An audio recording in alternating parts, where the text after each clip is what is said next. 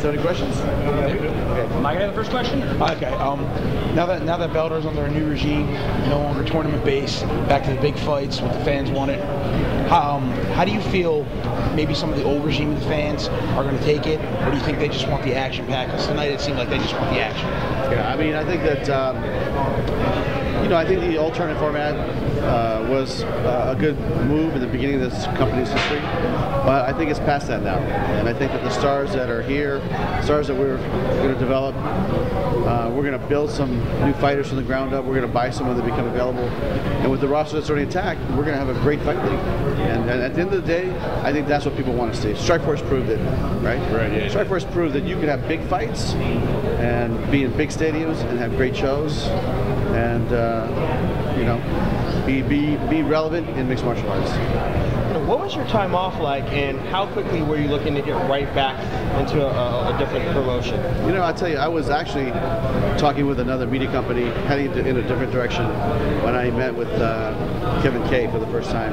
And I really liked his vibe, had good energy, and really what he wanted to do is what I wanted to go do. So I saw a lot of synergy there, and I said, you know what, maybe I should give this a shot. And I really thought about it because I said, my next move, I'm going to really plan it out, really think about it, and then take action, which really, we talked for probably 2 months before I said, all right, I'll go do this. And that's how time frame, went. So what are the positive things that you feel your predecessor, Bjorn Rebney, has done in this company in building it up to the point where he's supposed? Yeah, I think he did a great job. You think about the athletes that are here in this roster. There's a good base to build off of, but we have to build more. We have to build more athletes, have to build more stars. Because at the end of the day, the fight business really is about being in the star fight business, and not just being in the fighter business. Now, as I recall, he was, when he left, he was minority owner, CEO, and president.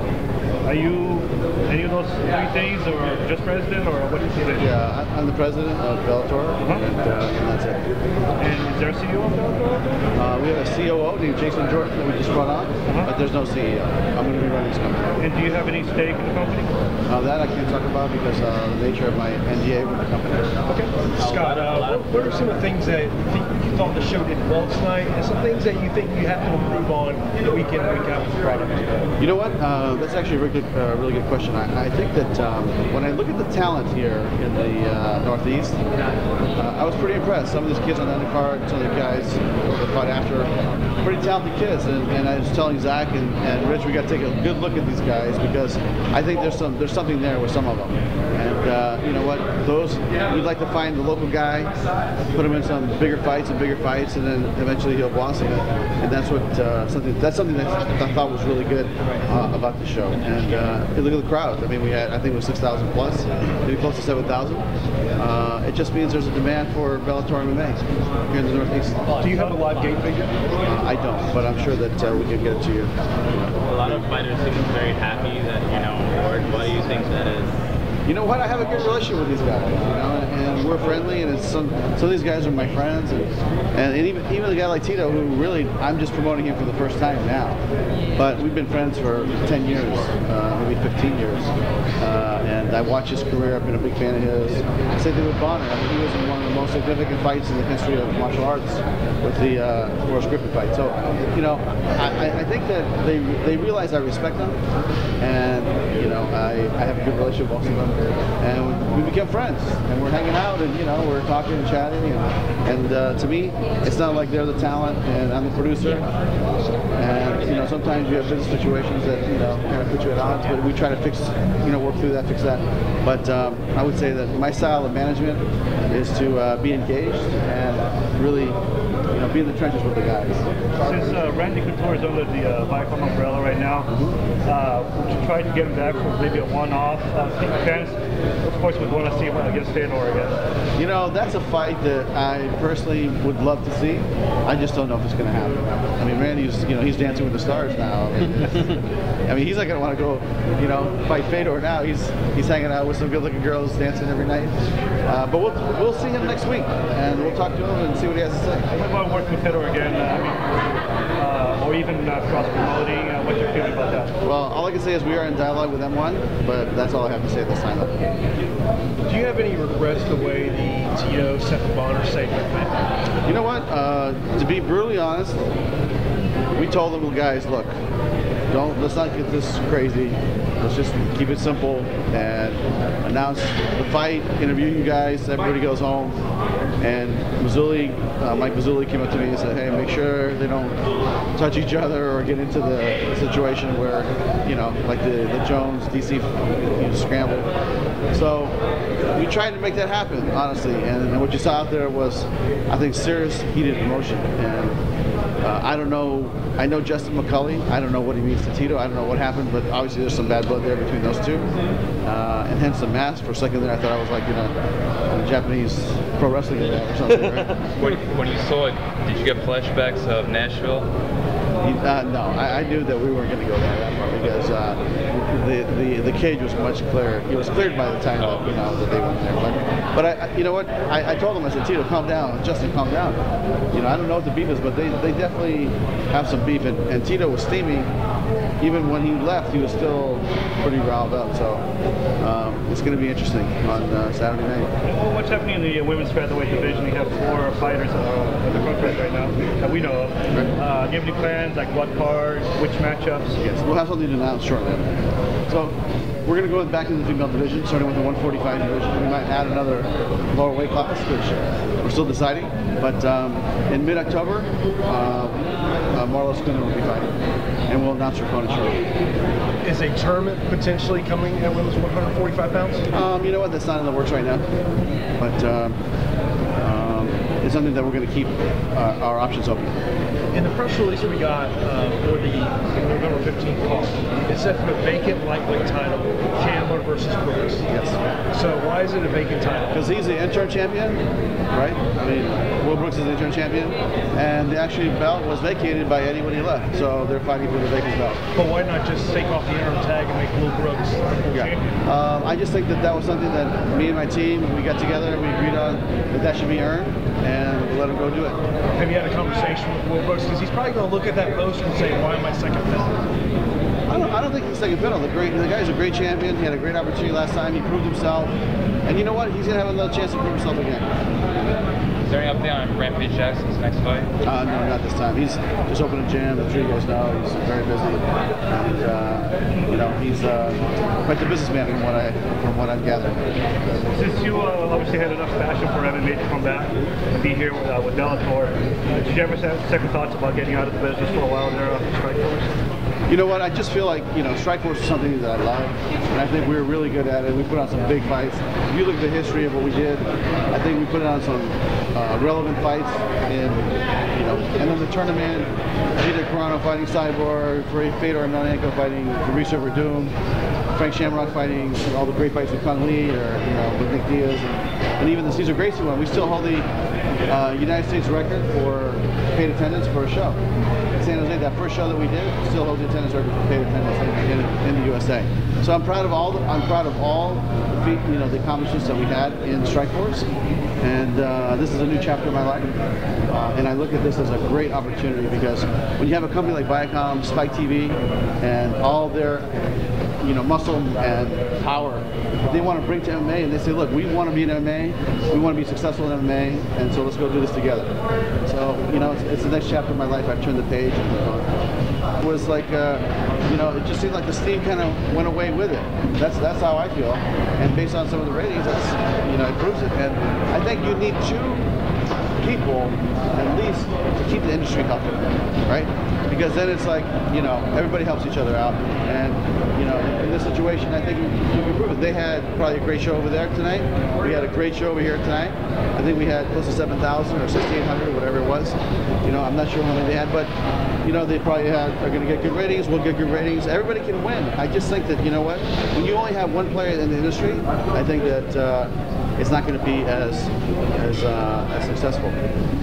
November 15th card, same day as a UFC pay-per-view. Yeah. Done on purpose? Absolutely not. I mean, if you look at the fight cards that we put together, the dates that we put together, have been based on television availability, venue availability, and you know what? There's so many fight cards. It's just you're not going to be able to not have like tonight. Like we announced Bellator, then they came and announced UFC. So to me, you know, I had a conversation. Well, I had a conversation with them when this first happened, and they said, "Look, this was planned months ago. This was already something that was in the works." And you don't just book a venue and make a fight in a couple of weeks. I mean, they probably booked that venue weeks before they announced it, and then it happened to be, you know, 10 minutes from here. No, MMA was legalized in Connecticut not long ago. Yet two largest promotions happen to be Indian casinos, which they could have done before because that's outside of the regulation state. So when are we seeing Bellator and non-Indian casino venues, just larger cities, and what are we expecting to see? Yeah, I mean, you know, we're definitely going to go to St. Louis. We're definitely going to go to Milwaukee. We're definitely going to go to Florida, someplace. We haven't decided the city yet. We're definitely going to go back to San Jose. For sure, we're going to promote in LA, in Orange County, or San Diego. I mean, we're going to be all over the place. Did you make your own home in San Jose, like a new hub, or is there not a central point? I mean, I think that the difference is when we did San Jose, we had Kung Lee, we had Frank Shamrock, we had Josh Thompson, Gilbert Melendez, you know, guys that we had built inside, and so it just made natural. It just made a lot of sense to have that as our home base. You know, the Bellator is a little different because they already have fighters from all over that I think could draw, and the fight in Orange County is a good example. You know, Tito I think will do better in LA or in San Diego than he would in San Jose. Would Bellator want to be doing additional urine and blood testing of fighters above and beyond what the athletic commissions are doing to bring further credibility to the sport? Yeah. You know, that's a conversation that we're having internally right now, but we will definitely do something because I think that you know, it's something that needs to be fixed. You know, that it's just, it seems like it's happening over and over and over. And you know, we as a league have to abide by the state athletic commissions, which we do. I talked to Mazzulli today. He said, look, you know, we random tested some people. We tested the main event. But next time, we're going to ask some of the athletes to come out here 10 days early and get a complete screening. So we'll abide by whatever the commission wants. In addition, we probably will have some additional testing, but you know, we have to make sure that we're you know, working with the commissions in that sense, and not, you know, having a difference of what the testing should be. Was Joey Beltran the first pick for shot the belt? I believe he says one fight, one streak right now. Yeah. He lost one, he won one, right? Yeah. But I mean, you know, to me, Newton has been waiting a long time, right? Because he was in the tournament format, which was one of the downfalls of the tournament, because now the champion is waiting for 6, 8, maybe 8 months to a year. So Joey's coming up a win streak, and we felt like, look, this guy is a scrapper. He always brings it, so let's get it on. You know what? You never know what's going to happen in a fight, right? Look at the Ward fight tonight. You never know. So that's just MMA. What's the difference between Showtime and Viacom as far as your experience interacting with the channel? Yeah, Showtime. You know what? I will say this. All the networks that were in the past, we had ESPN Kickboxing, we had Strikeforce, ESPN Kickboxing, we had K1, we had to deal with ESPN, we had Fuji TV, and also we had Showtime. And then there was the Showtime where Strikeforce had its own deal, didn't have to do with Pro League. I really feel like those were all great learning experiences, which led me to this point in my life. And the commitment behind this network and this company behind mixed martial arts is unlike anything I've ever dealt with. This company is behind it, and I can assure you it's going to be pumped up, you know, to the highest level for Bellator and for the fight that we have coming in the near future, and also on November 15th. They're going to get behind it, and I don't mean just on Spike TV. I'm talking about all their multiple platforms are going to get behind this product. Was releasing Eddie Alvarez a way to clean the slate and kind of bring some good vibes point of view of the fans? Or, no, in other words, is it a PR move in a way just to get things looking more positive with it? No. I sat down with Eddie face to face 1 week after I came in, and we had a good conversation. And it was with Glenn Robinson, Eddie, and myself. We had a great conversation, but it was very clear to me at that time that there was going to be a problem because he had so much, let's say, emotional damage from the last regime, and I just don't think it was going to be a good fit. So from that point on, I said, okay, let's move forward. And it took a while for the lawyers to work all this stuff out. But Eddie is doing his own thing. I wish him luck, and we're doing our own thing, and we're moving in a different direction. Any update on Frodo? Trying to work on his visa, actually. Running into some obstacles with the visa issue with the legal team, but we're trying to overcome some of those obstacles, and we'll have an update maybe in a couple weeks. Is there any update on Jason May and Miller? We haven't really talked to Jason about that, so I'm not sure if he still wants to fight, but the guy was a hell of a fighter, and I think that we would at least have a conversation. Is our attendance number something we can expect to see in every event going forward? I'm sure that's something you can talk to Anthony about. And lastly, would you have kept Ben Askren in the roster? You know what? I'm not sure because I've seen him fight many times. He's a great fighter, but the reality is he's not here, and I'm here, and he's with ONE FC. I wish him luck, and we're going to focus on our athletes. Thanks, guys. Thank you, guys.